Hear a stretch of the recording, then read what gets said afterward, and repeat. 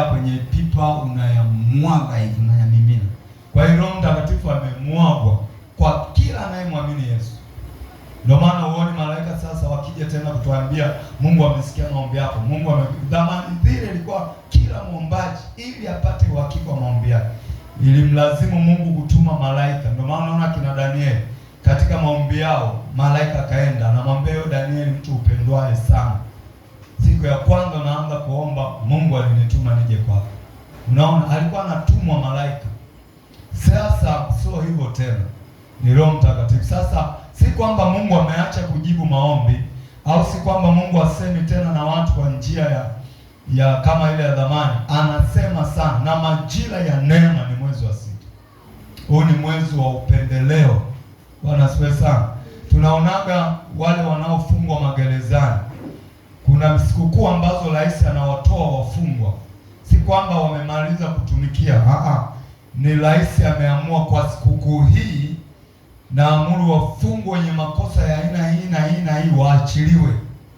Ni yeye ameamua waachiliwe wale wafungwa wenye makosa madogo madogo. Sasa mwezi wa 6 ni Mungu ameamua, ni mwezi wa neema kwa kila anayemwita. Haleluya kanisa. Mwezi wa 6 ni mwezi wa neema. Hata masaa ya maombi kwenye Biblia inatuonyesha watu walikutana sana na Mungu saa tisa. Lakini ukifuatilia unaona saa 9 ilikuwa ni muda wa wengi walikuwa kwenye maombi. Wengi saa 9 walikuwa wanaomba, si za usiku, hata ya mchana. Hata kina Petro unaona saa 9 walipanda kwenda hekaluni kusali saa 9. Kwa nini saa 9? Inaonekana waligundua saa 9 kuna neema ya Mungu inatembea. Kwa hiyo walitumia sana saa 9. Na sasa ni hivyo hivyo mpaka sasa. Mwezi wa 6 ni mwezi ambao Mungu anaachilia majibu kwa watu wake. Bwana Yesu asifiwe sana. Ni mwezi wa neema. Mimi tangu nimeanza kumtumikia Mungu hapa kwa muda wangu mchache niliyomtumikia, nimegundua kitu kama hiki. Mwezi wa 6 wengi wanajibiwa mahitaji yao. Na hata ukiangalia habari ya ujio wa Roho Mtakatifu duniani, wanakadiria mwezi wa 6 wakati wa mavuno. Wanaweza asifiwe sana. Kabla ya Roho Mtakatifu kuja kulikuwa na sikukuu ya mavuno. Kwenye ile sikukuu ya Pentecost palikuwa panaadhimishwa sikukuu ya mavuno. Watu wanavuna, wanamtolea Mungu sadaka ya shukrani, wanamshukuru Mungu kwa mazao, kwa mavuno mazuri. Na wakati huo wa mavuno ndio Roho Mtakatifu alimwagwa mwezi wa 6. Tunaona saizi wamevuna, hata ukienda maduka ya michele imeshuka. Ilikuwa unasoma 3,000 huko, saizi unakuta mpaka wa 2,000. Nasema uongo? Nyuma tu hapo mchele ulikuwa ushikiki. Kwa hiyo ni mwezi fulani wa neema.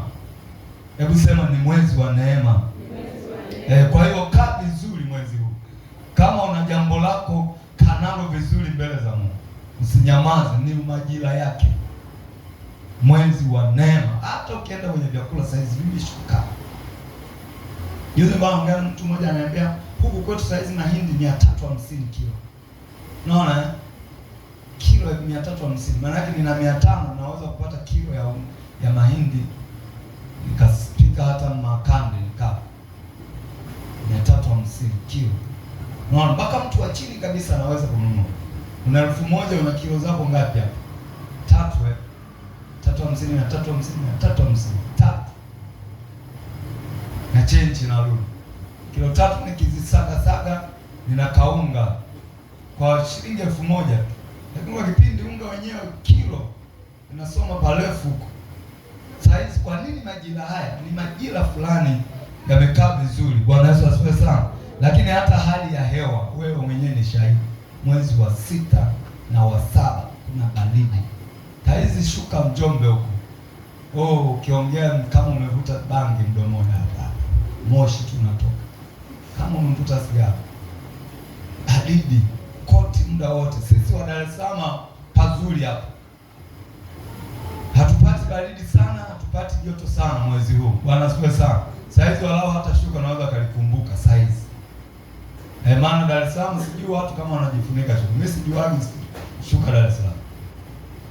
Yaani kuna wakati hata shati uliyovaa unaona ni kero. Lakini saa hizi watu wanatafuta shuka iliko, unakuta kuna hali fulani unalala, unalalika. Na feni saa hizi zinapumzika na zenyewe zinasema tumepepea sana. Bwana asifiwe sana. Ukiwasha feni saa hizi mgosikia umewasha nini? Hali yote. Kwa sababu ni majira mazuri. Haleluya kanisa. Kwa hiki kanisa Mungu mwaka huu ametupa. Mwaka jana tulikuwa na somo lingine mwezi kama huu. Kwa ni majira ya kukumbukwa na Bwana. Mwaka huu tumepewa ni majira ya neema ya Mungu kwa kanisa la Mungu. Kwa hiyo ni neema ya Mungu kwako wewe mwana wa Mungu. Kwa hiyo ni wakati wa kuomba neema. Mungu nipe neema. Neema ya nini unataka? Neema ya watoto, neema ya elimu, neema ya kazi, neema ya ndoa takatifu, neema ya afya. Nijalie neema, yani nipe upendeleo.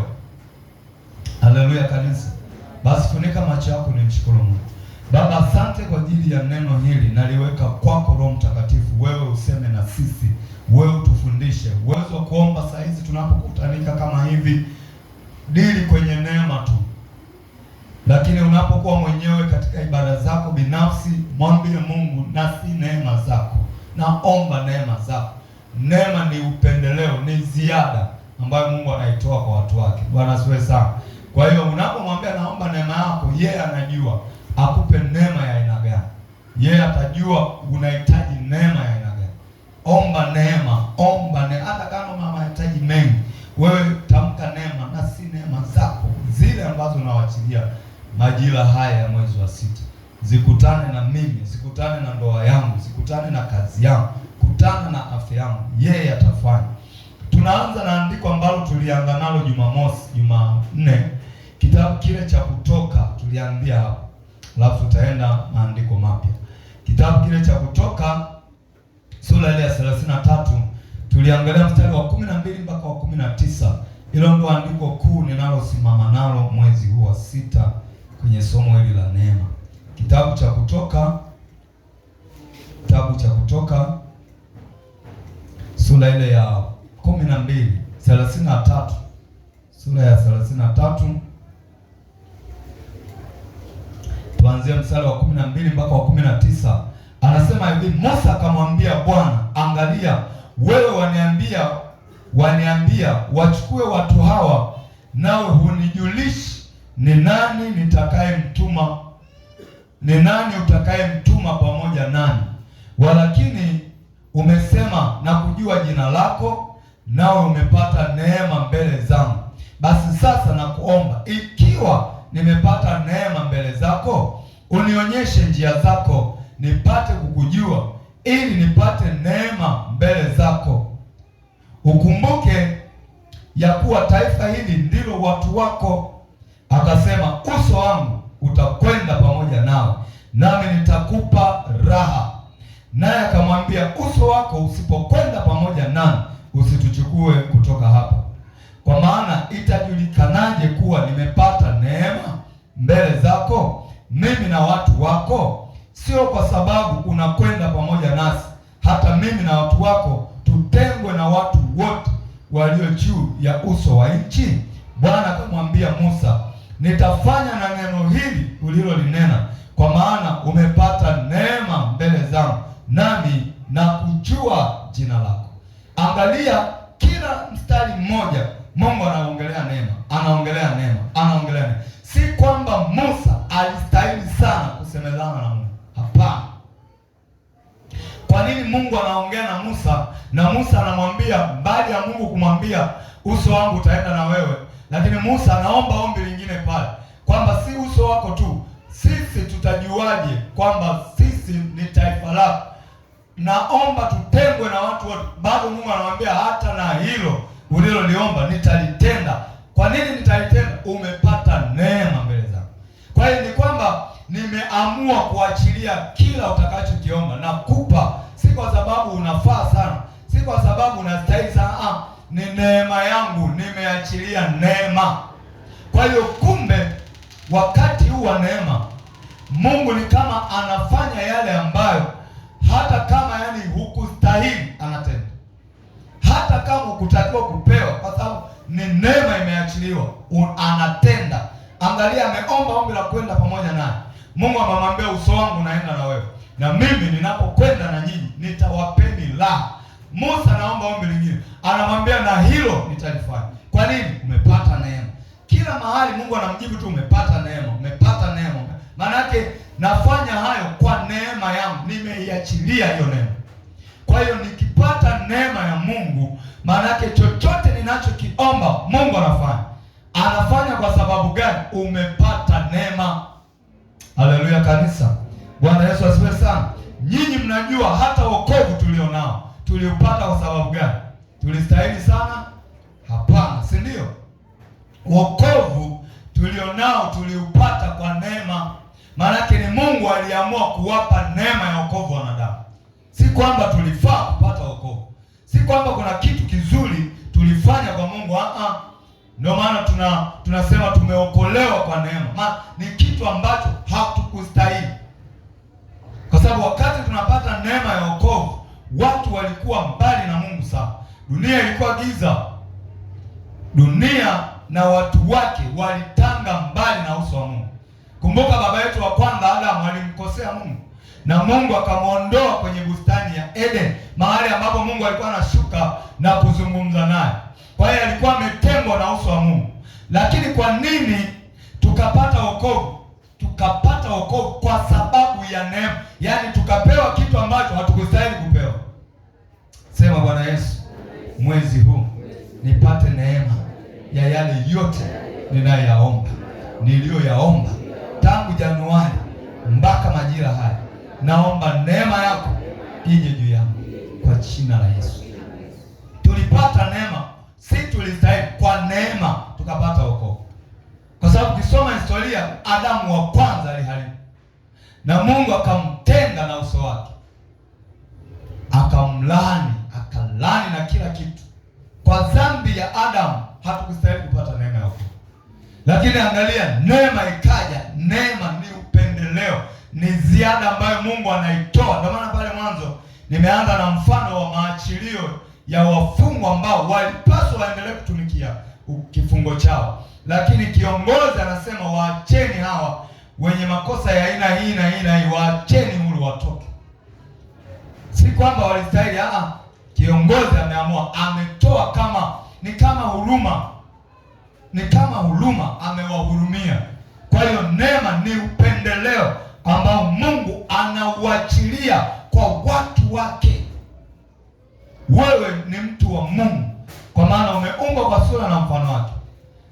Lakini kanisa, sisi ni mali ya Mungu, tumeokolewa kwa neema ya Mungu. Kwa hiyo tuna mambo mengi tunamwomba Mungu, tunamwomba sana. Sasa majira yanapofika, Mungu anajibu yale tunayemwomba, kwa sababu ni majira ya neema. Anaachilia ile neema kwa wale wote waliokuwa wanamwomba. Nataka twende mbele, tuangalie watu ambao walipata neema kwa Mungu moja kwa moja. Watu ambao walipata neema ya Mungu moja kwa moja, yaani hawakustahili, lakini Mungu akaamua kuwapa neema yake, neema mbalimbali. Tuanze na kitabu kile cha, kama unaandika hapa, andika watu waliopata neema ya Mungu moja kwa moja. Yaani Mungu anaamua kufanya moja kwa moja kwa mtu fulani. Hawakustahili, lakini Mungu akaamua kufanya. Tuanze na kitabu kile cha Luka sura ile ya kwanza mstari wa 26 mpaka wa 33. Tutaruka, tutafuata, tutasoma ule wa 38. Luka 1:26 mpaka 33 pale. Tutaruka, tutaenda kusoma ule wa 38. Tuone watu ambao walipata neema ya Mungu moja kwa moja. Luka mtakatifu sura ile ya kwanza mstari wa 26 mpaka wa 33. Wa 26 anasema hivi: mwezi wa 6 malaika Gabrieli alitumwa na Mungu kwenda mpaka mji wa Galilaya, jina lake Nazareti, kwa mwanamwali bikira aliyekuwa ameposwa na mtu jina lake Yusufu, wa mbari ya Daudi, na jina lake bikira huyo aliitwa Mariamu. Akaingia nyumbani kwake huyo malaika, akasema, salamu uliyopewa neema, Bwana yuko pamoja na wewe. Naye akafadhaika sana kwa ajili ya maneno yake, akawaza moyoni, salamu hii ni salamu ya namna gani? Malaika akamwambia, usiogope Mariamu, kwa maana umepata neema. Angalia kamstari kachache tu haka, kasura kachache tu haka, neno neema, neema, neema limetajwa mara nyingi. Anamwambia usiogope, kwa maana umepata neema kwa Mungu. Umepata neema kwa Mungu. Anamwambia neema uliyopata ni hii hapa. Tazama, utachukua mimba na kuzaa mtoto mwanamume, na jina lake utamwita Yesu. Huyu atakuwa ni mkubwa, ataitwa mwana wa aliye juu, na Bwana Mungu atampa kiti cha enzi cha Daudi baba yake. Ataimiliki nyumba ya Yakobo hata milele, na ufalme wake utakuwa hauna mwisho. Angalia, malaika anatoka usoni pa Mungu na ujumbe mzito namna hii. Anaambiwa nenda kwa mwanamwali yule kule, nenda kamwambie hivi, amepata neema kwangu mimi Mungu. Neema niliyompa ni hii hapa, atachukua mimba, atazaa mtoto mwanamume, jina lake aitwe Yesu. Huyo atakuwa mkubwa, mtu mkubwa. Haleluya kanisa. Bwana Yesu asifiwe sana. Si kwamba hapakuwa na mabinti wacha Mungu wakati huu, walikuwepo. Si kwamba Mariamu alifaa sana mpaka atendewe haya. Ni Mungu anaamua kuachilia neema, tumbo la Mariamu lizae mtoto ambaye atakuja kuwa mtu mkubwa katika ulimwengu, katika dunia pia, katika mbingu pia. Ni kitu cha ajabu sana. Mungu ameweza kumshusha Yesu mzima na akaanza kuhubiri. Yaani angeshuka tu hivi tayari mzima akaanza kuifanya kazi. Huu uwezo alikuwa nao. Kwa nini anapitisha kwa Mariamu? Ni neema. Na malaika anaenda mwezi kama huu. Yaani unaposikia mwezi wa 6 ni kama saa hizi. Anaenda malaika mpaka ndani ya nyumba yake. Anamwambia yale ambayo yatampata. Utachukua mimba, utazaa mtoto mwanaume, ataitwa jina lake Yesu. Huyo atakuwa mtu mkubwa. Haleluya kanisa. Kumbe neema inakuja pale ambapo wewe mwenyewe hata ukutegemea. Angalia, Mariamu hakujua kama itampata. Ndio maana anahoji, litawezekanaje jambo hili? Hakujua wala hakuwa na taarifa. Ni neema, yaani hakuwa special hivyo kwamba yeye afai kuitwa mama wa Bwana wetu Yesu Kristo. Hakuwa special. Ndio maana wale wengine wamenenda mbali zaidi, wameona huyu ndo wa kumwomba sasa.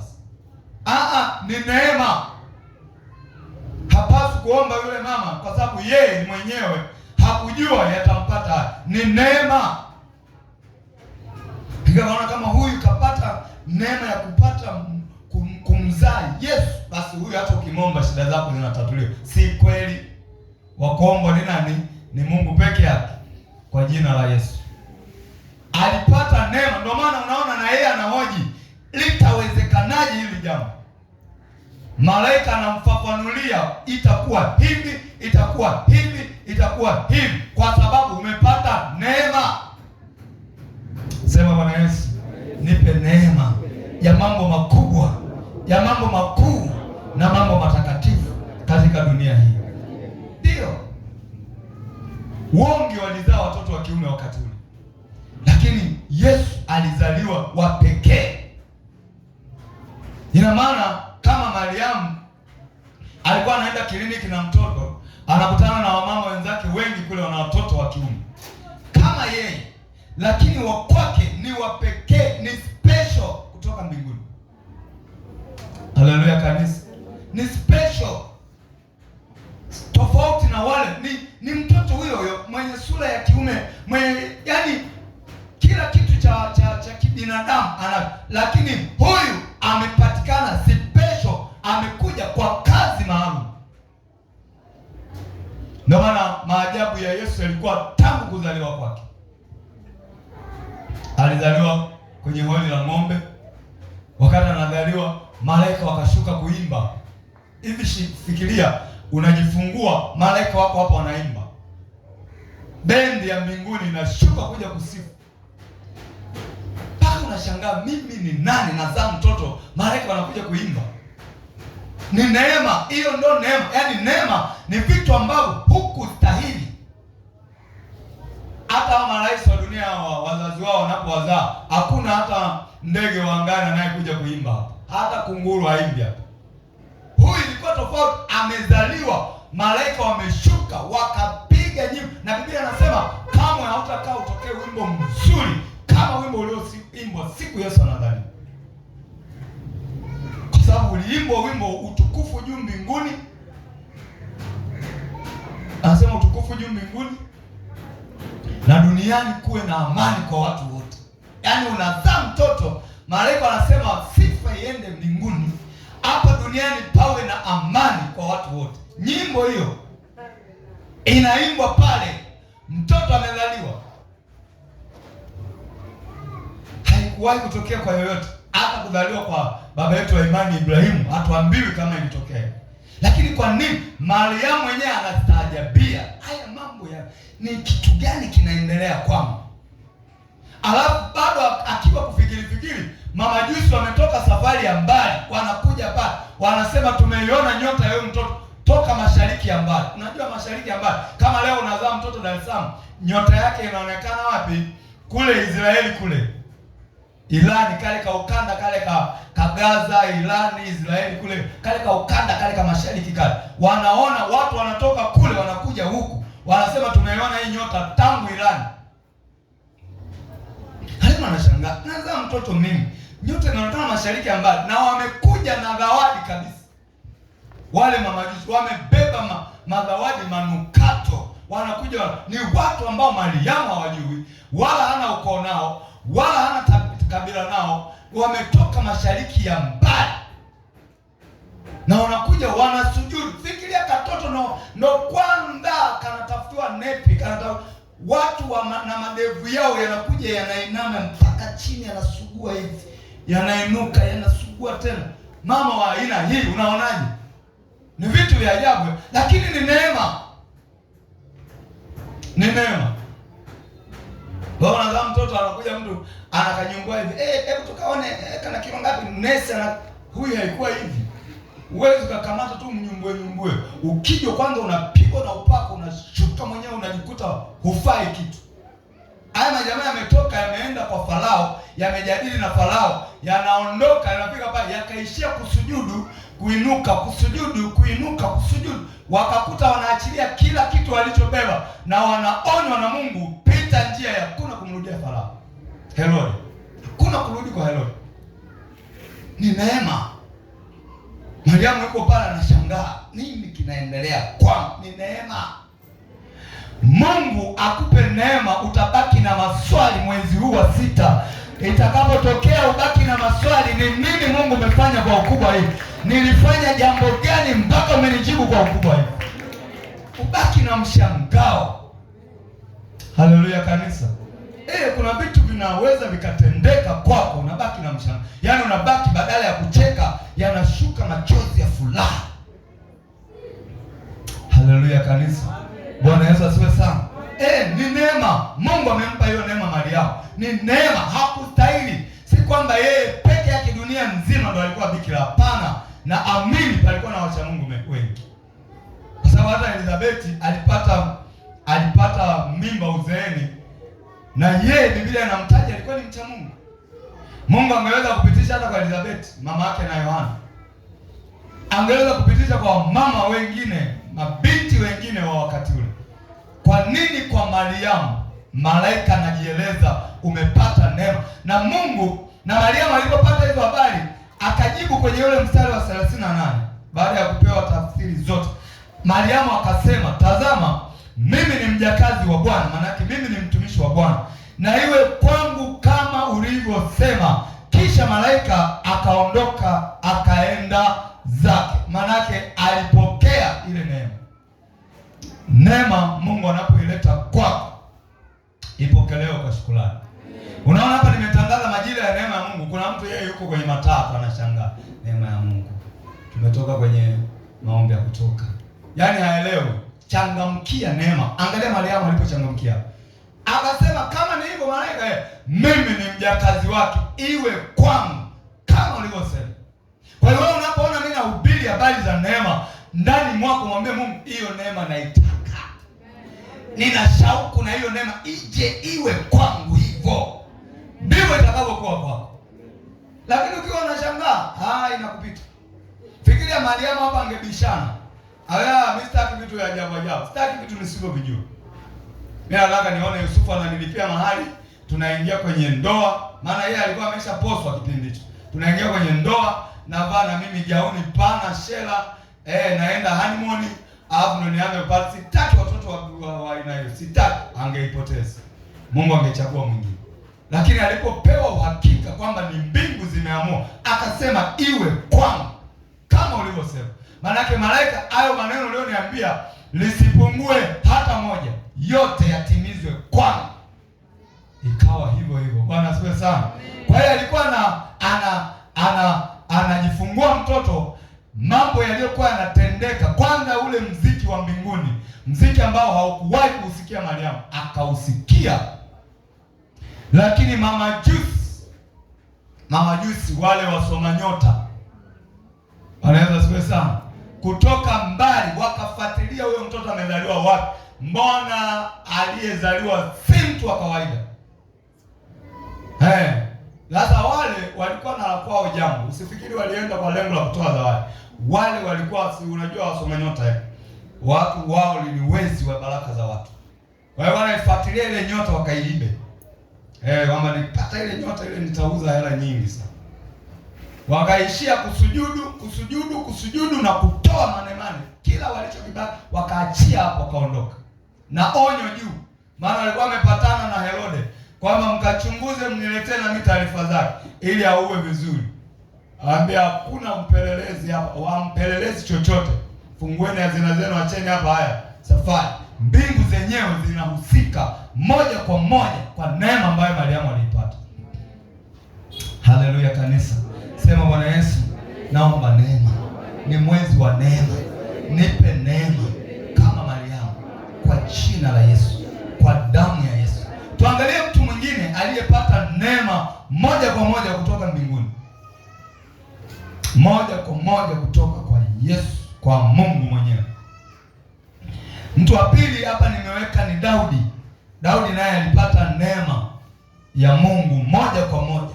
Kitabu kile cha Samueli wa kwanza sura ile ya 16 mstari wa kwanza mpaka wa 7. Mtu mwingine kibibilia aliyepata neema moja kwa moja ya Mungu. Hapa nimesema hapa juu watu waliopata neema ya Mungu moja kwa moja.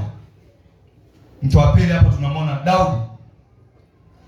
Wako wengi, yani utawasikia, si bado tunaendelea na hili somo. Wako wengi. Mtu wa pili ni Daudi. Samueli wa kwanza sura ile ya 16, tusome pale. Samueli wa kwanza sura ya 16. Kitabu cha Samueli wa kwanza sura ile ya 16.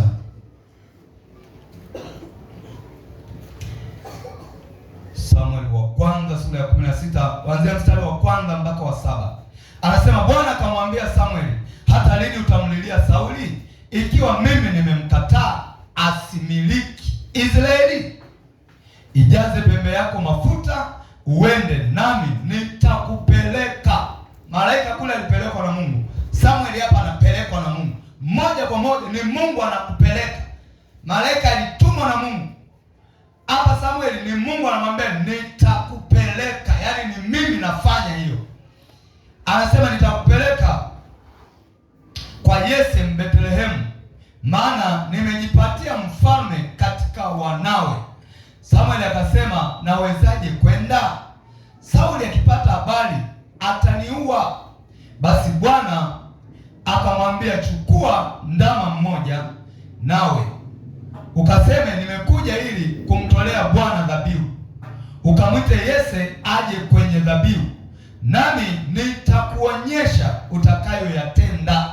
Yaani sio Samueli, ni mimi mwenyewe Mungu nitakuambia utakayoyafanya. Nawe utamtia mafuta yule nitakayemtaja kwako. Samuel akafanya hayo aliyosemwa na Bwana. Akaenda Bethlehemu, akaenda Bethlehemu, wakaja wazee wa mji kumlaki wakitetemeka, nao wakasema, je, umekuja kwa amani? Naye akasema, naam, kwa amani, nimekuja kumtolea Bwana dhabihu. Lakini ndani anajua anachotaka kufanya ni Mungu atafanya. Nimekuja kumtolea Bwana dhabihu, jitakaseni, njooni pamoja nami kwenye dhabihu. Akawatakasa Yese na wanawe, akawaita kwenye dhabihu. Ikawa walipokuja, alimtazama Eliudi. Kwa akili za kibinadamu, Samueli akamwona kijana mmoja anaitwa Eliudi. Alimtazama Eliabu, akasema, yamkini masihi wa Bwana ni huyu hapa, na si masihi wa Bwana yupo hapa mbele zake. Lakini Bwana akamwambia Samuel, usimtazame uso wake wala urefu wa kimo chake, kwa maana mimi nimemkataa. Bwana haangalii kama wanadamu waangaliavyo, maana wanadamu wanatazama sura ya nje, bali Bwana huutazama moyo. Angalia, Mungu amemwona Daudi anafaa kumiliki Israeli, kuwa rais wa Israeli, mfalme wa Israeli.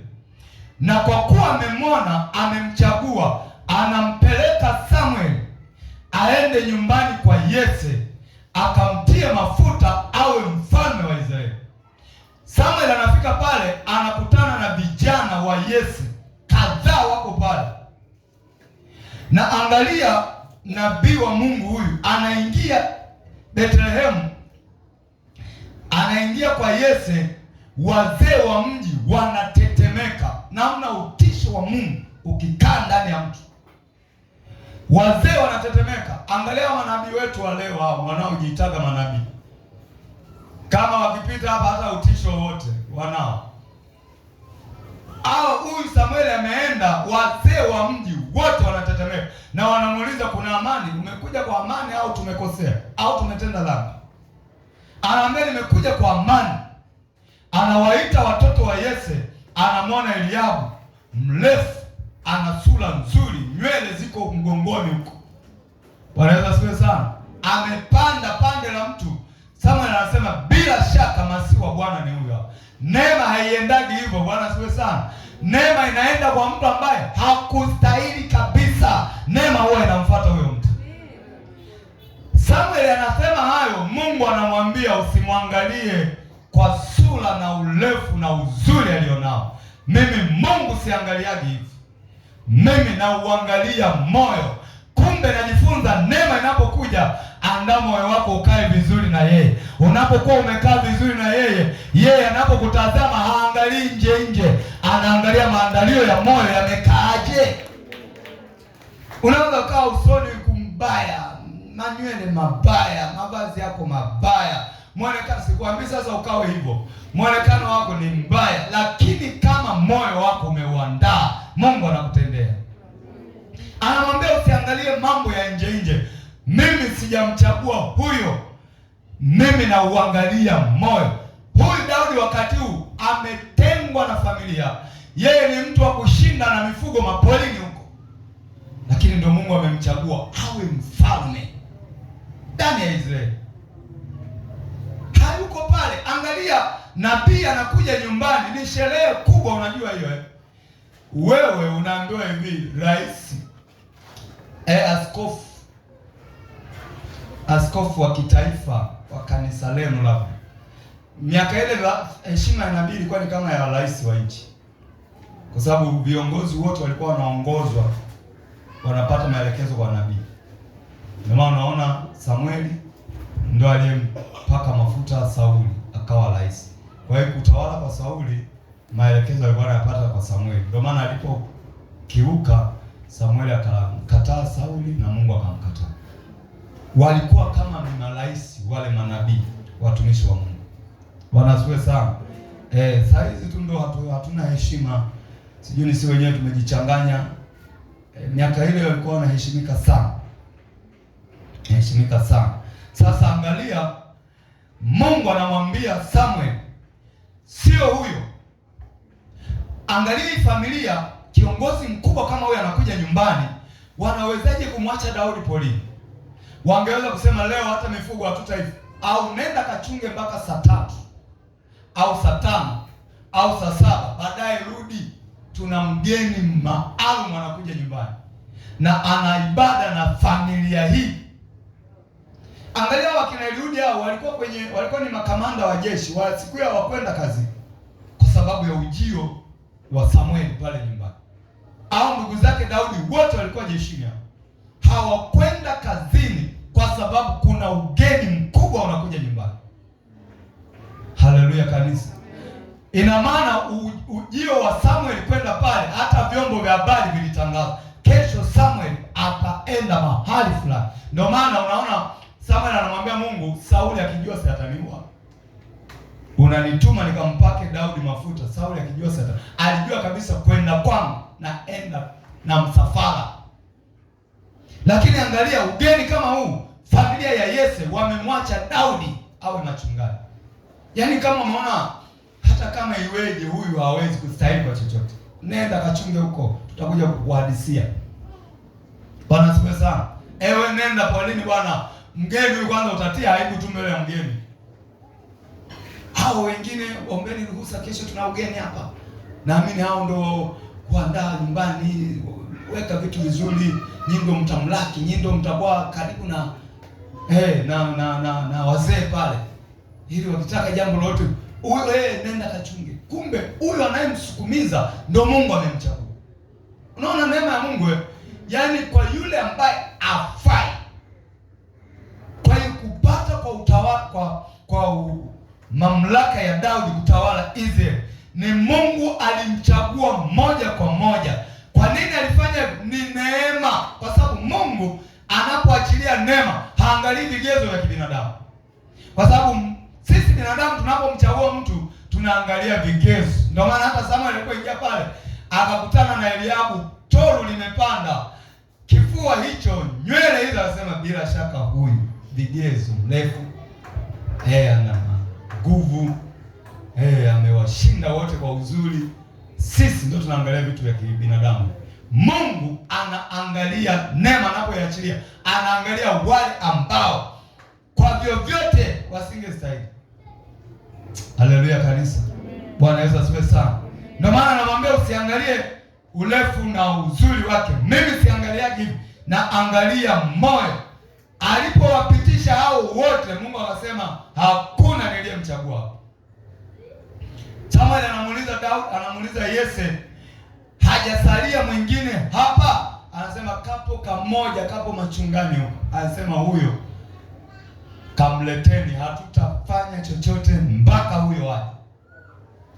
Ambaye familia iliona hafai, familia iliona huyo atatutia aibu, huyo neema ikamwendea. Nami nasema inawezekana jamii imekuona hufai, familia imekuona hufai, hata watu wa nyumbani mwako wanakuona hufai. Neema ya Mungu ije juu yako, upokee kile ambacho jamii itashangaa. Limewezekanaje neno hili? Hiyo Mungu anapoachilia neema anafuata hivyo watu ambao hawakuzaniwa. Na hii ilitoka moja kwa moja, ni oda kutoka mbinguni. Si watu wanasema haya ni maelekezo kutoka juu, eti kwa wakuu wanaita juu, wakati tunao hapa chini. Ukisikia oda kutoka juu, hii ndio oda kutoka juu. So haya ni maagizo kutoka juu, eti mtu yuko hapa chini hapa, yuko juu wapi? Haya ni maelekezo kutoka juu. Juu wapi? Huyu akisema, Samuel akisema haya ni maelekezo kutoka juu, hii iko sahihi. Haleluya kanisa. Kama Yesu angemuuliza Samuel, kwa nini umemwacha huyu mwanangu mzuri? Ndio angefaa kwa angemwambia haya ni maelekezo kutoka kule, ndo juu. So mtu kakaa kwenye madongo hapa unasema yuko juu. Juu ya wapi? Tunatembea wote sawa. Tunakula wote kande, juu ya wapi? Huko ndo juu. Hakuna cha kande wala kutope. Huko ni utukufu, bali utukufu. Haya ndo maelekezo. Kwa hiyo Samuel alifanya yale tu ambayo Mungu alitaka yafanye kwa Yesu. Ndio maana Mungu anamwambia nenda, ya kupasayo kufanya utayajua huko. Yaani wewe nenda, mimi nitakuonyesha huko yanayotaka kufanya. na akafanya, akamtia mafuta. Kwa hiyo Daudi kutoka kuchunga ng'ombe, kuchunga mbuzi, anaenda kukuwa mfalme wa Israeli. Hakustahili. Kwenye vigezo vya elimu hayupo, kwenye vigezo vya urefu hayupo, kwenye vigezo vya uzuri hayupo. Nini kimemweka Daudi pale? Ni neema ya Mungu. Na mimi nasema Mungu akupandishe kwa sababu ya neema yake, si kwamba unastahili. Kwa neema akupe haja ya moyo wako, ni kwa neema. Ungemuuliza Daudi, umekaaje hapa? Kwa neema ya Mungu. Kama tunavyosema wokovu, tumeokolewa, tulistahili. Hasa sisi bara la Afrika, sisi ndio wokovu hatukustahili kabisa. Kwa nini? Sisi ni ukifuatilia ni mnyororo wa Kushi. Kushi pale tumevurunda toka kule mwanzo. Na ndio maana sisi mpaka kesho unaona watu wengi hawanaamini sana uganga kuliko Mungu. Uganga, yaani mwingine unamhubiria hapa, unamwombea hapa, anakaa vizuri, akirudi mkoani huko uganga. Sisi tunaamini sana ndumba hizi vitu vya kufukiza hivi. Kushi. Bwana asifiwe sana. Lakini tumepata neema. Mungu akusema uishie kwa wana wa Israeli tu. Akamchagua Paulo, akamwambia Paulo, wewe nenda peleka wokovu mpaka Afrika huko. Leo na sisi tunamjua Mungu. Haleluya kanisa. Tumepata kwa neema. Hebu sema ni kwa neema nimeokolewa. Neema ni upendeleo ambao Mungu ni kama anajifanya kama haone, anaachilia hivi. Hebu na nyinyi mnichue, hebu na nyinyi mpokee, hebu na nyinyi mpate hiki. Ni neema. Na wafuatilia wahubiri wale ambao wametembea na Mungu, fuatilia historia zao. Unakuta kabisa hawakustahili, lakini alikuwa na historia ngumu nyuma, lakini huyo Mungu akampa neema ya kuwa mhubiri. Ona historia ya Paulo. Wanasifiwa sana. Alistahili kweli awe mhubiri. Tena Biblia anasema kwa mikono yake Mungu akafanya maajabu kuliko kawaida. Mikono iliyoua, tena iliua watakatifu. Mikono iliyotesa watu wa Mungu. Eti ile Mungu anampa neema na anaitumia ile mikono kupita wengine. Na Paulo ndo aliyohubiri sana. Ameandika nyaraka nyingi. Hakustahili. Ukipima kwenye vipimo, hakustahili kufanya yale. Kwa sababu aliua watakatifu. Alichinja watumishi wa Mungu. Wakati Stefano aliyejaa neema, Biblia inasema Stefano alijaa Roho Mtakatifu na neema. Yaani alikuwa mtu wa kufanya miujiza. Neema ilijaa juu yake. Huyo aliuawa na watu wakaweka mavazi kwa Paulo. Na Paulo anaona kile kitendo ni sawa na stahili Stefano auawe. Alafu huyo Mungu anamtokea, anamwambia nimekuchagua wewe, ni chombo changu kuteule. Mungu jaona wengine. Hiyo ndo neema. Bwana asifiwe sana. Yaani sijui nielezeje neema. Ni mahali ambapo hapakutakiwa, Mungu analeta neema yake. Kwa hiyo mwezi wa 6 ni mwezi ambao ukiusoma kiBiblia, Mungu aliachilia neema nyingi sana kwa wanadamu. Na iwe kwetu kwa jina la Yesu. Amen. Mwezi huu na iwe hivyo kwa jina la Yesu. Amen. Kwa anasema ndipo Yese akamwita, nilisha mstari wa ngapi? Ni Samueli wa kwanza 16:1 mpaka 7. Nilifika ule wa 7. Sasa lakini Bwana akamwambia Samuel, usitazame uso wake wala urefu wa kimo chake, kwa maana mimi nimemkataa. Bwana haangalii kama binadamu angaliavyo, maana wanadamu hutazama sura ya nje, bali Bwana hutazama moyo. Sisi tunaangalia vigezo vya nje, amesoma na hiki na hiki.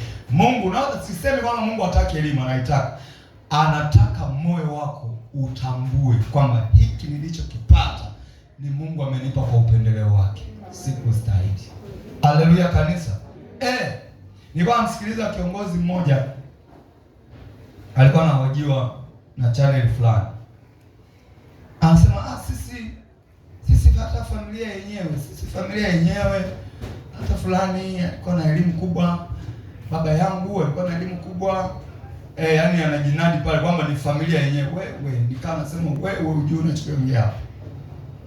Mwambie huyo mtangazaji ni kwa neema tumepata hii. Ni Mungu mwenyewe aliamua kutupa kaupendeleo kwenye familia. Nasema sisi ndio familia yenyewe. Wale unaoona wameshindwa, nafikiri wao walipenda hivyo? Ni neema. Yaani anasema nilimkataa Esau nikamchagua Yakobo. Ni yeye, yani anaamua. Na ukiangalia Esau alikuwa hodari, alikuwa mwindaji hodari. Bwana sifiwe sana. Na baba moyo wake ulikuwa kwa Esau. Yakobo alikuwa mtu ambaye yani ni yeye na mama yake. Niletee sufuria hiyo, nioshe vyombo, hebu nisuuzie mwiko. Hivyo wa nyumbani. Yaani kwa sisi mababa unasema huyu mtoto huyu atakuwa mjinga wewe. Jikoni tu. Wewe fanya kazi za wanaume. Unaona, kumbe ndo huyo ambaye unaona huyu wa jikoni ndo Mungu amemchagua. Ndio ilikuwa hivyo. Esau yeye polini akirudi amebeba nyumbu mgongoni. Hangaika, weka mpoke kakako, upo ndo hapo. Toka hapo. Kumbe huyo ndo Mungu kamchagua. Yule anayerudi na manyumbo, yule anayerudi na maswala, anarudi na siju farasi, Mungu huyo si yeye mwenyewe anajiona hodari. Nimemkataa. Haleluya kanisa. Bwana Yesu asifiwe sana. Nilimkataa Esau nikamchagua Yakobo. Alimkataa Kaini akamchagua Habili. Ukisoma historia ya Kaini na Habili, unaona Kaini mkulima, Habili mchungaji. Habili alikuwa na unyenyekevu wa moyo. Alikuwa mnyenyekevu Habili. Ndio maana hata waliposema tukatoa, Habili alitoa akidami kabisa, natoa kwa Mungu. Huyu mwingine nani nitoe mimi madhao yangu? Chukua hivyo vidhaifu vipeleka. Huyu anayevitaka peleke hivyo vidhaifu. Huyu alikuwa mnyenyekevu. Kwa hiyo hata kutoa kwake alitoa kwa moyo wa Habili ulinyenyekevu. Haleluya kanisa. Mungu alimchagua. Kwa hiyo mpaka leo moyo unaonyenyekea na kushuka, Mungu anaachilia neema hapo. Haleluya kanisa. Anaachilia hapo. Kwa hiyo kama msikiliza anaposema sisi akasema hapo unakosea. Ndio kuna wengine wanasikiliza kwa wewe unayeelewa, inabidi ukimbize hiyo channel utoe. Unaona huyu sasa mwana anachafua moyo. Mwana ananiumiza. Naona nitakuwa ongea hivi. Yaani kama kwenye TV mle tungekuwa tuna uwezo wa kubomoa hivi na wewe hicho kikao sio. Ongea hivi. Tungekuwa tunatoboa wewe hapo jibu hivi. Sasa ni TV. Bwana asifiwe sana. Unaona kabisa hapo mbona atakuwa mpe Mungu tukufu. Hapo mbona ndo palikuwa pa kumuinua Mungu wake. Kwamba Mungu ametupa neema kwa kweli familia yetu. Tunamshukuru Mungu tu ametuwezesha kuwa hivi na hivi. Ametusaidia. Hata wewe uko hapo unanisikiliza. Tumemwona Mariamu alipata kuzaa wakuu, si ndio? Ukizaa mkuu, sifa na utukufu mpe nani? Mpe Mungu. Usiseme mimi nilistahili kupata mkuu kwenye tumbo langu. Ni Mungu alilichagua tumbo langu akampitisha wakuu. Angalia Mariamu anaambiwa utamzaa aliye mkuu, atalisi kiti cha enzi cha baba yake Daudi. Jina lake ataitwa Yesu. Huyu atakuwa mkuu wa watu wako. Mariamu anasemaje? Mimi ni mjakazi. Mjakazi ni mtumishi yule wa chini kabisa usiyefaa. Nitendewe mimi ulivyonena.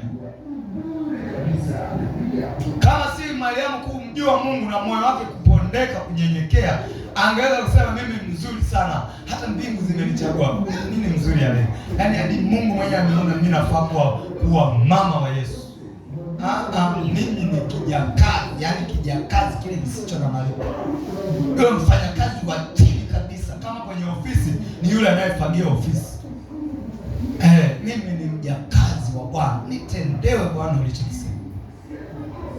Si unaona mtu leo ukimsifia kidogo ambaye na uzuri unachangia. Leo umependeza na uzuri unachangia. Nguo hii imependeza na uzuri unachangia. Kwamba hii nguo ungemvisha mwingine isingemtosha, isingempendeza. Mimi kwa sababu mzuri ndio maana. Si wanasemaga hivyo? Na uzuri unachangia. Mwingine unakuta tu watu wanakusodoa. Ashaona tu kweli hiyo yenyewe imekaa kama imetundikwa kwenye henga. Anaamua tu akutie moyo. Umependeza. Uzuri unachangia wewe. Henga tupo hapo. Uzuri unachangia wapi? Sasa tutafanyaje wanakutia moyo? Yesu anaona sifa zingine wanampa mtu, naona kabisa huyu hakustahili hizi sifa. Amefanya kila kitu, ameupiga mwingi.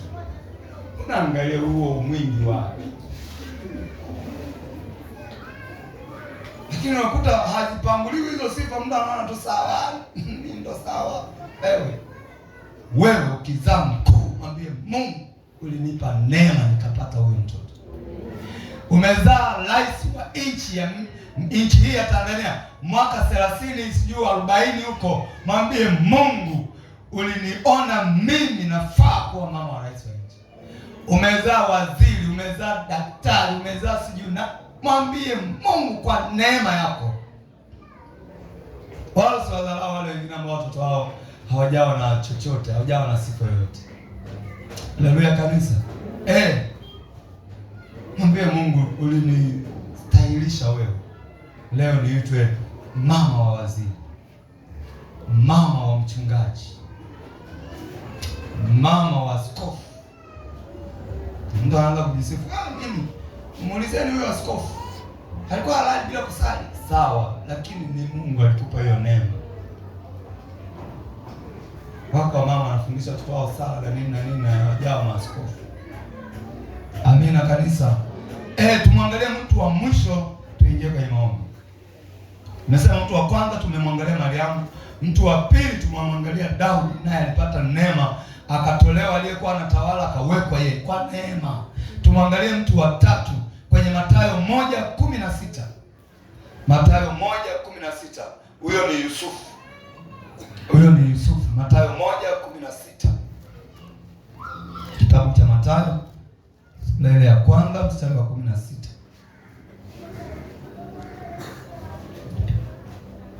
Anasema hivi, Mathayo 1:16. Anasema hivi, Yakobo akamzaa Yusufu mumewe Mariamu aliyemzaa Yesu ambaye ni Kristo.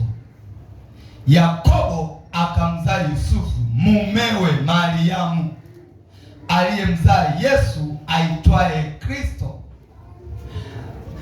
Hapa Yusufu amepata neema ya kuitwa baba wa Yesu.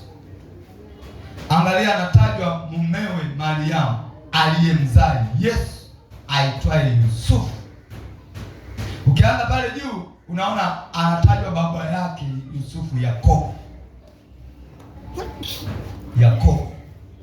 Yakobo akamzaa Yusufu. Yusufu akachumbia mwanamke ambaye alipata neema, yeye akajikuta anaitwa baba yake Yesu, kwa sababu lile lilikuwa ni siri ya Yesu, ya Mungu, Mariamu na Yusufu. Hakuna mwingine aliyekuwa anajua, ilikuwa ni siri ya watu watatu. Ina maana Yusufu angetangaza kwamba mimba hii si ya kwangu. Kipindi kile sheria ilikuwa kali, ukipata mimba nje ya mwanaume ilikuwa unapigwa mawe mpaka unakufa. Ilikuwa sheria kali sana ya zinaa. Kwa Yusufu alitunza, kwa sababu Yusufu mwenyewe alitokewa na Mungu, akamwambia usiogope kumchukua Mariamu mchumba wako, kwa sababu mimba hiyo hajapata kwa dhambi, ni mimba ambayo inatokana na neno la Mungu.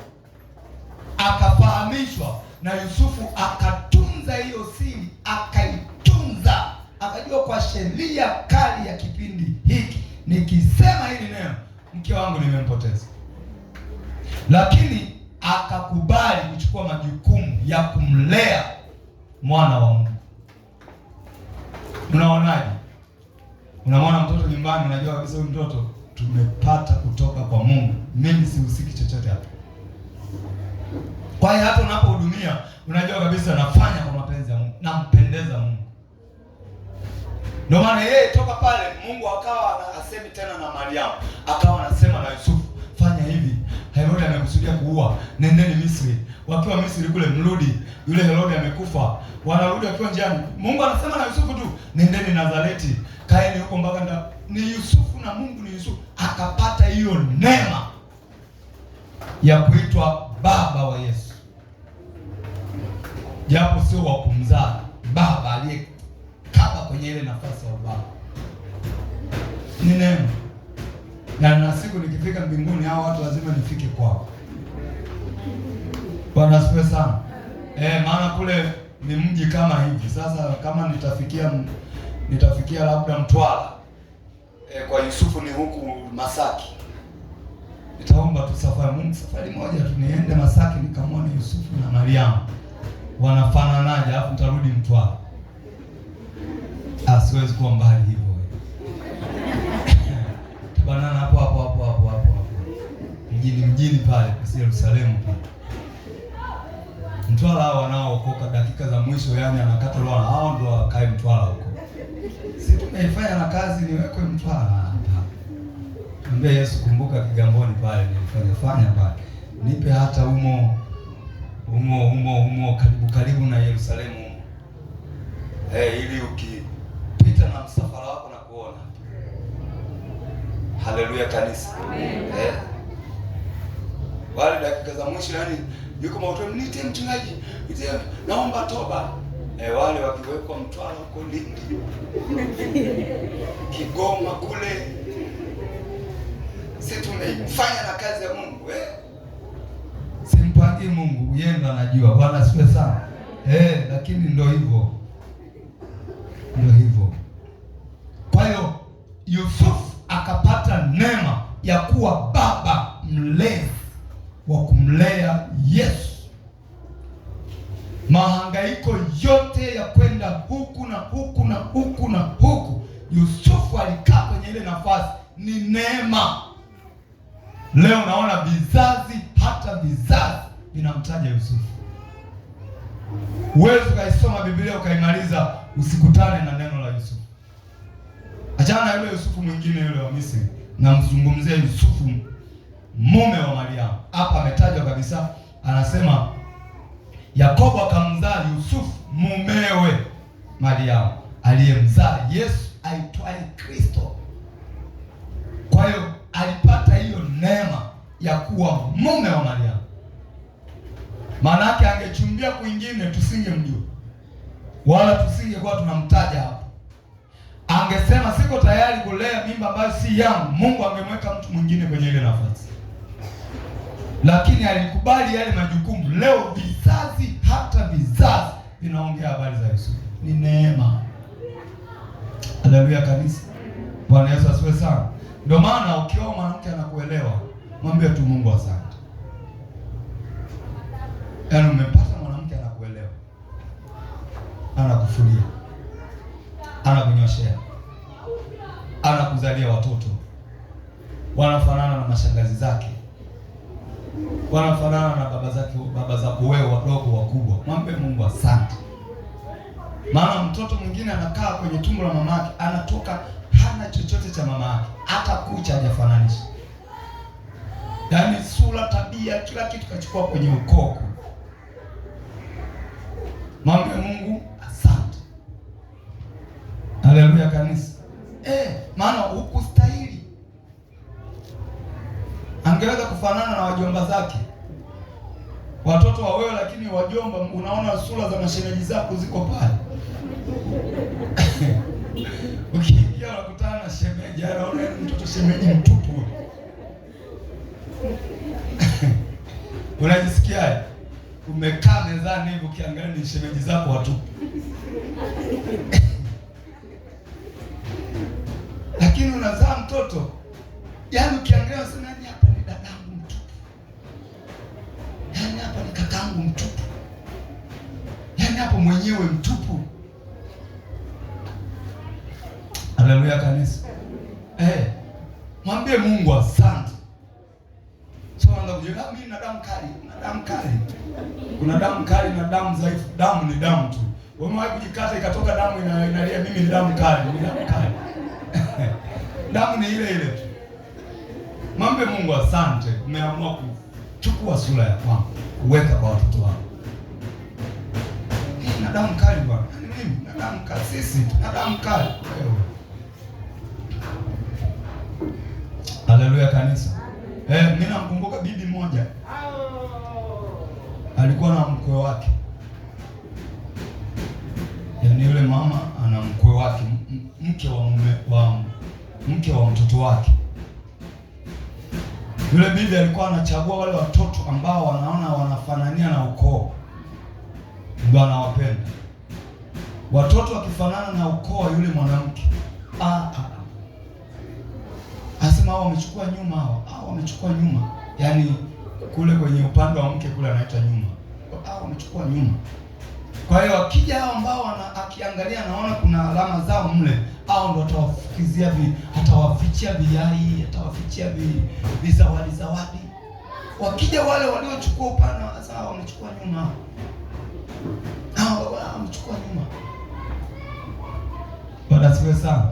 Si sawa. Hawalikuwa hafanyi sawa. Wakifanana na wewe, wamefanana na kule alikotoka mama mwanamke, mwambie Mungu asante. Sasa angalia Yusufu hapa. Kwa nini nasema amepata hii neema? Kwa sababu yeye si alijua kabisa hapa kwa huyu mtoto sihusiki chochote. Lakini alichukua masumbufu yote kama ni baba mzazi. Na Mungu akawa anamwambia mchukue mtoto mkimbilie Misri, Herode anataka kumuua. Mchukue mtoto muende Nazareti, maana aliyetafuta roho ya mtoto amekufa. Wanatoka pale hivyo, masumbufu yale yote alisimama kama baba mzazi.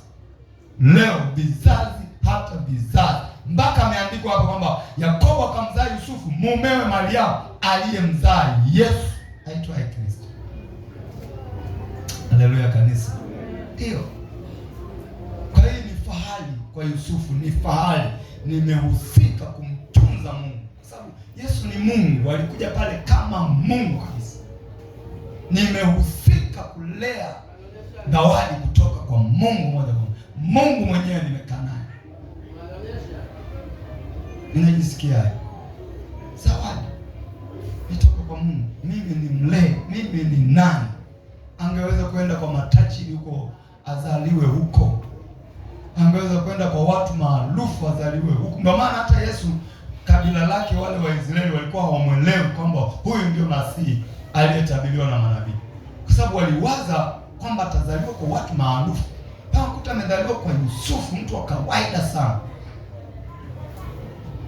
Kasema hapana.